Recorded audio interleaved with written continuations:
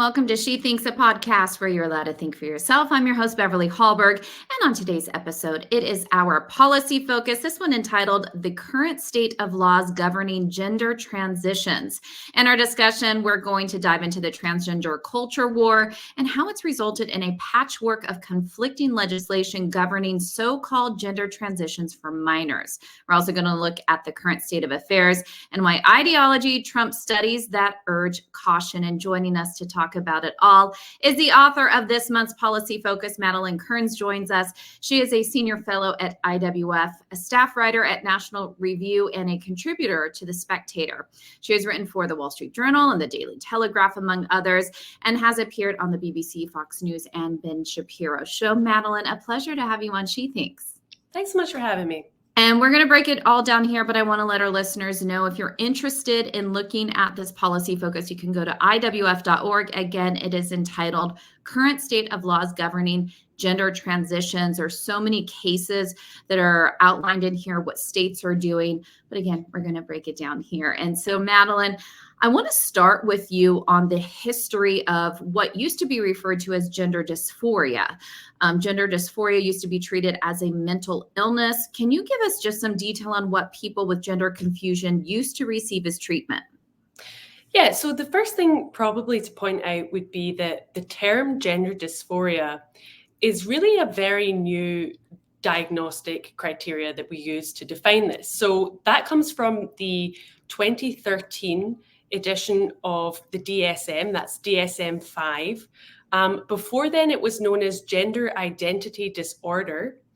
And the whole concept of having a gender identity that is an inner sense of being male or female or something else entirely is a completely novel 20th century idea that originated in the field of psychology and sexology in the 20th century in America.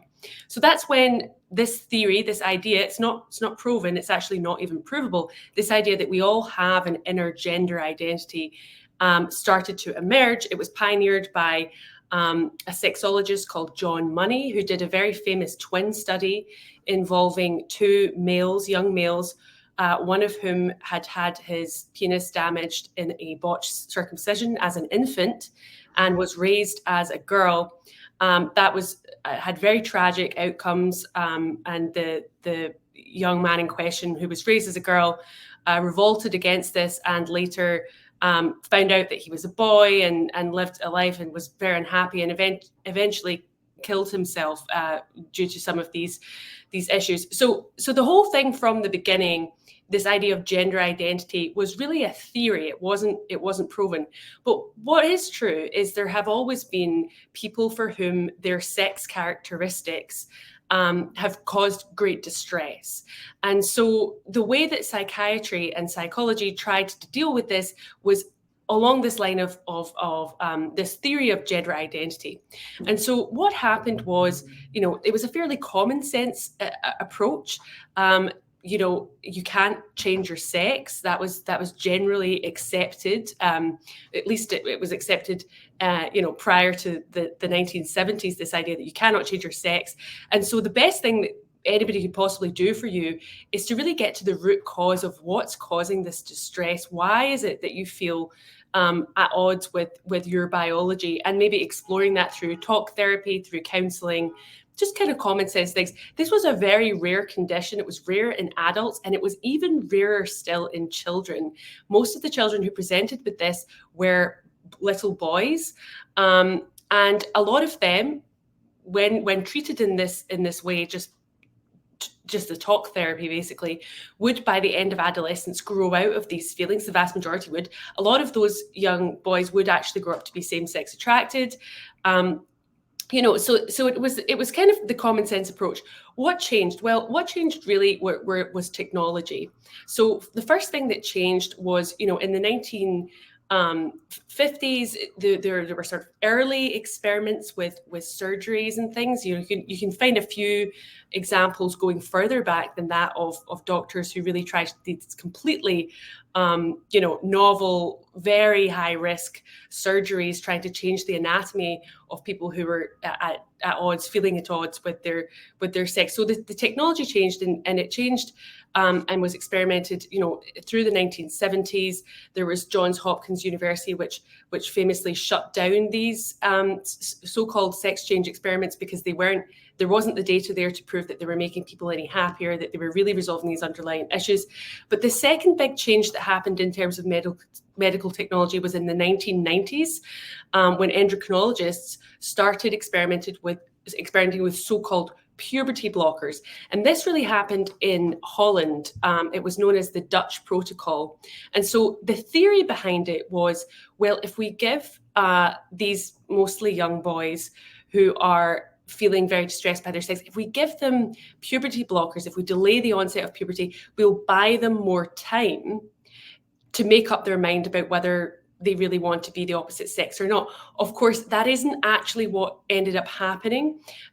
If you delay puberty, it isn't a neutral thing. It's not neutral physically because you've delayed the development of somebody's body. We now have surgeons who do these so-called sex change or gender affirmation surgeries, saying that actually when they're operating on young people who have had these puberty blockers, there's not enough penile tissue to make a successful operation. So there's all sorts of physical problems associated with this, also unknown things to do with bone density and so on. But the other issue is actually psychological. If you interrupt somebody's puberty, they're far likelier to remain in this state of distress with their body. They're more likely to accept their body if you let them go through natural puberty. So what really happened was that, that was an experiment, and it's right to call it an experiment, that happened in the 1990s. And some ideologues, clinical activists, I think it's fair to call them that, in the United States saw this and thought, wow, we could really do something similar here. And so they started doing similar things in the United States in the early 2000s. And meanwhile, the ideology and the ideological claims morphed into not simply, this is a way that we could help people who feel at odds with their sex, but this is a way that we could let people be their true selves, their true gender identity. So it really started as this sort of obscure, niche, very out there experiment in Europe, and became this one size fits all. That people talk about puberty blockers being a pause button. It's more like a nuclear button. Let's do the most radical thing possible, and let's recommend it widely. And so that's really what's happened in the United States. Yeah, and a couple questions for you on that. So with the Dutch studies, you referred to that. It was puberty blockers only. There were no medical treatments, correct? There weren't surgeries.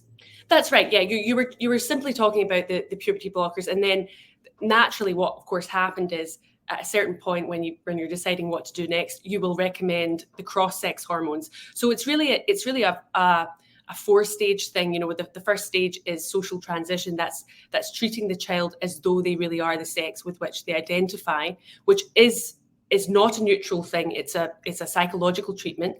And then it's the puberty blockers, which stops your natural puberty from happening. Then it's the cross-sex hormones, which gives you the puberty experience of the opposite sex. And then finally, it's surgical modifications to your sex characteristics. And I want to go back to the way this was treated before. You used the word, this was extremely rare that somebody would struggle with their sex. What do you say to critics that is because it wasn't accepted? Someone was thought of as crazy, as having a mental illness if they talked about this. What do you say to that?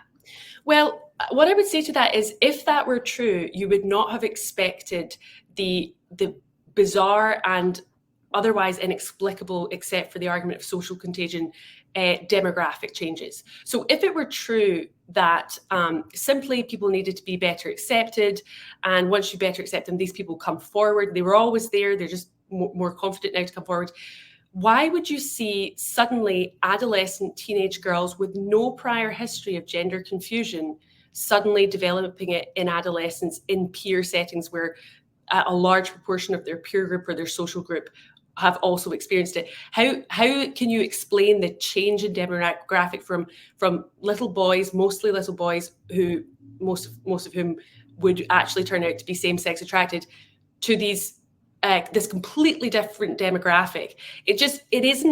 You can't really support that with the evidence. It's a nice idea, but it's just not what we're dealing with. One of the things that has surprised me most about this movement is I was referred to as a tomboy growing up, and I know a lot of girls refer to as tomboys because they like to be part of sports. Some boys like to be in theater or dance. And so there's this, it used to be acceptable that you weren't in a stereotypical girl or boy role. It seems that for years we were taught, be who you are, love who you are. That was the motto we heard. And now it's, you shouldn't love your body if you like sports and you're a girl, or you shouldn't like your body if you're a boy who likes to dance. You must be the wrong sex. How do they square the fact that the liberal side teach that you need to love who you are, but yet they want to medically change you? So the way they get around that is this, to go back to this theory, because it really is just a theory of gender identity. And this is really, it's more like a metaphysical claim than it is a biological one. This idea that you have this inner sense, almost like a soul, that tells you what you really are, what you truly are, and your body can get in the way of that. So it's basically saying that your inner sense, your inner soul is more important than your body, is more dominant than your body. And so therefore we have to make all these changes to your body, potentially. Now, you're absolutely right in pointing out, though, that's just the worst message you could possibly send to teenagers. And if you think about this in other contexts, we would never do that. We would never say to the anorexic teenage girl, oh yeah, your inner sense that you're really overweight, that's the one we should listen to. Let's go ahead and starve your body. Of course we wouldn't do that. You know, the message should be exactly as you're saying. Listen, we all have our bodies, and everybody's is a bit different. And you don't need to conform your life to stereotypes. There's a wide range of diversity in how you can express yourself. And in a tolerant society, that should be fine.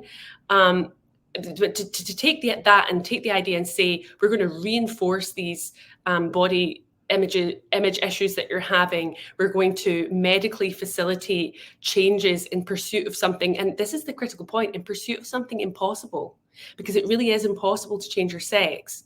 It's just, we wouldn't do this in any other context, and we would recognize it as being completely insane in any other context.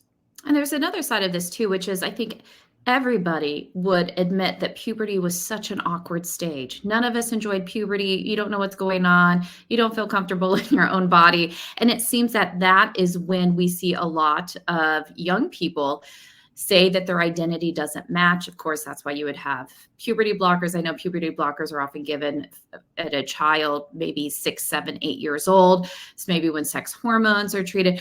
Why aren't we just telling children it's an awkward stage? Let's just wait and see. Let's wait, give yourself some time. Why isn't there this approach of caution, especially when I believe the data point is 94% of young people who do struggle with identity of their gender, or gender dysphoria, I should say, they grow out of it as they leave puberty and enter adulthood. Well, I mean, what you're articulating is the total common sense position, isn't it? That we, not just because of what we know about what these drugs can do and how unsatisfactory the long-term results are and how damaging the long-term risks are in terms of your sexual functioning, in terms of your fertility, but also just what we know about children, what we know about teenagers. We know that they can have these high highs and these low lows, your body's changing. I think especially for young women, it can be an ordeal in terms of figuring out periods and also sexual attention that you didn't have before, which comes with the development of breasts. And these are all things that are difficult, and they're especially difficult in our very hyper online age where people are growing up with phones and Instagram and all the pressure and social pressure that comes with that. You're absolutely right that the way to be dealing with this is by taking a constructive, common sense approach and just talking to children honestly about the difficulties of these changes, but cautioning them from making these really radical decisions, and actually in some cases preventing them from doing that. We prevent children from having tattoos, we prevent them from drinking. There's all sorts of things that are actually much less damaging than these drugs and these surgeries that we already apply this common sense mentality to. I want to talk now about how the medical community has approached this. In addition to that Dutch study you mentioned, there have been other international independent studies that have urged caution, have said that the results haven't been as good as what some would have hoped, that this can actually be damaging. It seems that the medical community is ignoring the normal studies they would be paying attention to. For example, a typical clinical approach or standard of care is to develop a response in light of evidence and established by consensus. But the typical medical methods seem to be thrown out the window. Yeah, and that's another big part of this story. And in fact, what you've seen in Europe, where the healthcare model there is much more naturally risk averse because they have sort of limited resources and it's publicly funded and available for public scrutiny, they've been pointing out, well, wait a minute here, we don't have the evidence to support this. And in fact, the burden of proof that this is a good idea has to fall on the people suggesting it, right? Because what we were doing was safe, it had high rates of efficacy, it could be supported by the evidence. You said that 94%, that's pretty darn good. So the people coming in and wanting to sort of blow everything up and try this completely radical new approach, they're the ones who have to demonstrate that they've got the evidence to support it. And they don't. They just simply don't have the evidence. We do have a number of activist studies that are seriously flawed in their methodology, and those who are behind them have sort of either glaring ideological biases or conflict of interests, which are really not worth the paper that they're written on. But other than that, it's just a total experiment treating these young children, these vulnerable young people, as guinea pigs, and it's unacceptable by normal standards, and we wouldn't tolerate it in any other field of medicine. Let's talk about how states have responded to this. Different legislatures have taken different approaches. There have been certain states that have prohibited medical alterations of sex characteristics of minors. When you look at the states, I even think there are certain states right now that are looking at legislation to ban medical procedures on minors in relation to gender identity. Tell us a little bit about the states and how they're battling it out.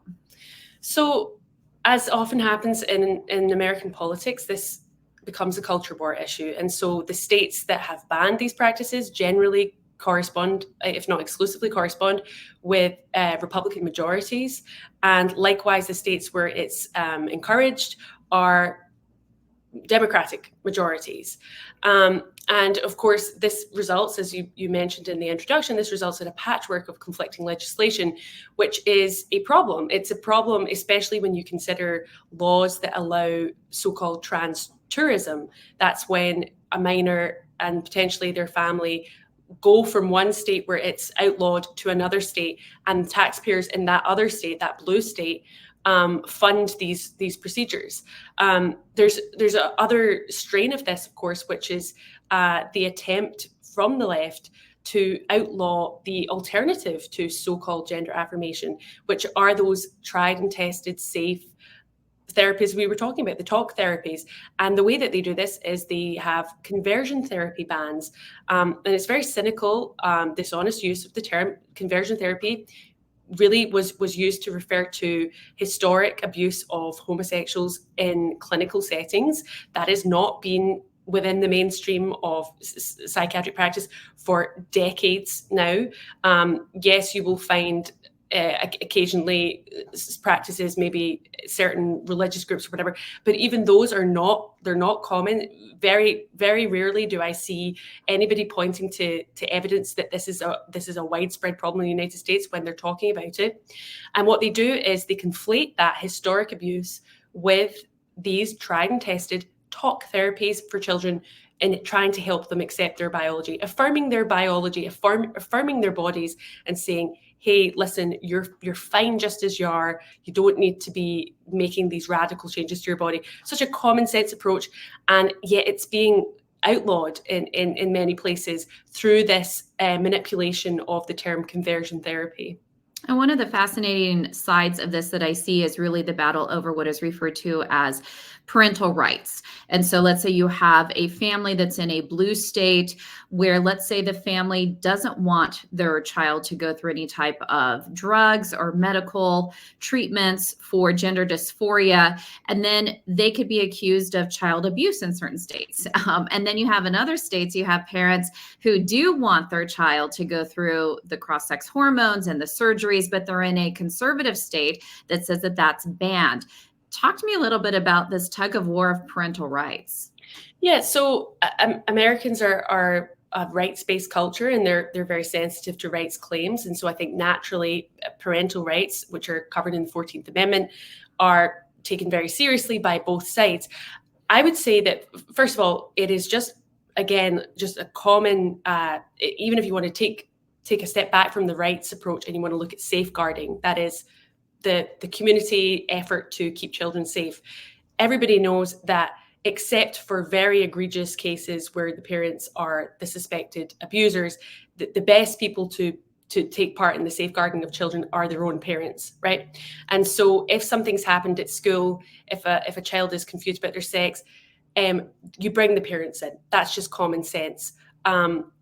It's really important to do that because, we know that parents are less likely to be abusers than somebody who's unrelated to the child.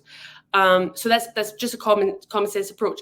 Now, I would say that there's a limit to how useful it is to talk about these rights. In that, I think that some conservatives have tried to basically turn this round and say, okay, well, if gender affirmation is child abuse, which I agree, then we should be punishing parents who are seeking this out for their children. I think that's a big tactical mistake. I think that if you make this illegal for doctors to do, then parents can dress their child up as the opposite sex. Okay, fine. Like, they can treat them as the opposite sex. That's a bad idea, but there's not going to be the same types of damage than if you have surgeries and drugs. But if you outlaw the surgeries and drugs, then it doesn't become a parental rights thing, because at a certain point, yes, parental rights are key in this, and they're a very important part of this, especially if you look at what's going on in schools and also in custody battles. Parental rights have a very strong role in the safeguarding of children. But the fundamental issue here is the safeguarding of children. Right. And ultimately, I think this is something that came up in the Republican presidential primary debates, where somebody sort of threw this back at Ron DeSantis and said, well, what about the parental rights of the parents who want to transition their children? And he said, parents do not have a right to have these procedures which are abusive, right? And I think that's a key point here, is that this is fundamentally about protecting children from abuse, and their parents have a very important role in that. But ultimately, the focus here has to be on transparency and holding the medical community accountable, because that is where this is happening. And it's not just the states that are battling this out. The federal government has gotten involved as well. Talk to me a little bit about how Medicaid fits into this and how the overall federal government is intervening. Yeah, so as with a lot of these issues, somebody's got to pay for it. And the Biden administration would like to have this available through the Affordable Care Act. And the way that they want to do that is by redefining discrimination on the basis of sex to include gender identity. And when you do that, you will have hospitals, insurers, all without the ability to say, no, we don't want to do this. This is not in best interest of our patients. Maybe even this goes against our conscience. And so that's another area where Republicans are really having to fight to keep this something that the taxpayer isn't liable for, fight to keep this so that this, again, dishonest definition of discrimination, just like we saw with conversion therapy, is not widened to the point that it includes all of these other things which are objectionable and there isn't the evidence base for.